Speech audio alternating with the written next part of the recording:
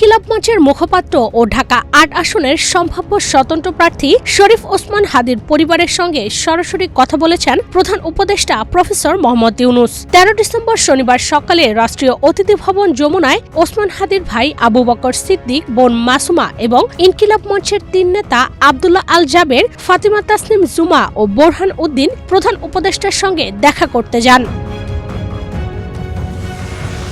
এ সময় ওসমান হাদির সর্বোত্তম চিকিৎসা নিশ্চিতে সরকারের পক্ষ থেকে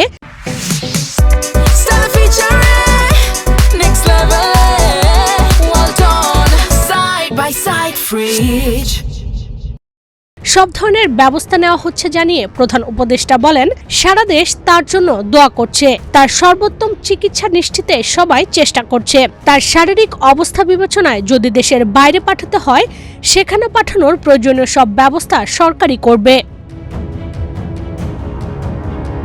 হাদি পরিবারের মেরুদণ্ড উল্লেখ করে তার বোন বলেন, সে ছোটবেলা থেকেই দেশকে মনে প্রাণে ভালোবাসত। ছোটবেলা থেকেই সে বিপ্লবী। বিদ্রোহী কবিতা তার প্রিয়। সে বিদ্রোহী কবিতা আবৃত্তি করতে ভালোবাসত। তার একটি 10 মাসের সন্তান আছে। হাদি আমাদের মেরুদণ্ড।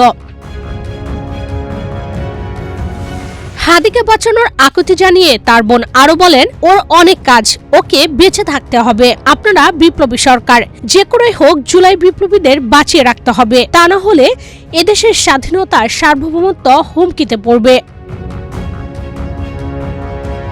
এ সময় অপরাধীদের দ্রুততম সময়ের মধ্যে গ্রেফতারের দাবি জানিয়ে ইনকিলাব মঞ্চের নেতা জাবের বলেন, ৫ই আগস্টের পর অনেকে বাসায় ফিরে গিয়েছিল। ওসমান হাদি বাসায় ফিরে যায়নি। সে জুলাই বিপ্লবকে ধারণ করত এবং জুলাই বিপ্লবের জন্য দিনরাত কাজ করত।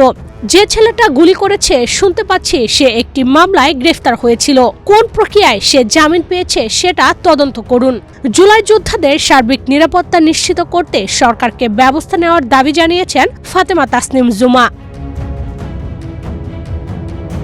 অপরাধীদের বিচারের আশ্বাস দিয়ে প্রধান উপদেষ্টা বলেন, এমন নৃশংস হত্যার সাথে যারা জড়িত তাদের পুরো চক্রকে চিহ্নিত করে বিচারের আওতায় আনা হবে। দ্রুততম সময়ের মধ্যে অপরাধীদের গ্রেফতারে আইনশৃঙ্খলা বাহিনী সক্রিয়ভাবে কাজ করছে।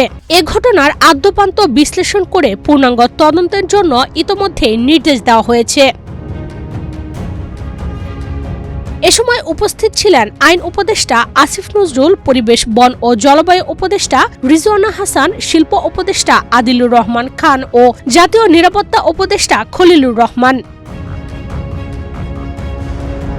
গতকাল দুপুরে রাজধানীর বিজয়নগর এলাকায় নির্বাচনী প্রচারণা চালানোর সময় ওসমান হাদির উপর দুর্বৃত্তরা গুলি চালায়। পরে গুলিবিদ্ধ অবস্থায় তাকে ঢাকা মেডিকেল কলেজ হাসপাতালের জরুরি বিভাগে নেওয়া হয়। অবস্থার অবনতি হলে রাতেই তাকে এভারকেয়ার হাসপাতালে নেওয়া হয়েছে।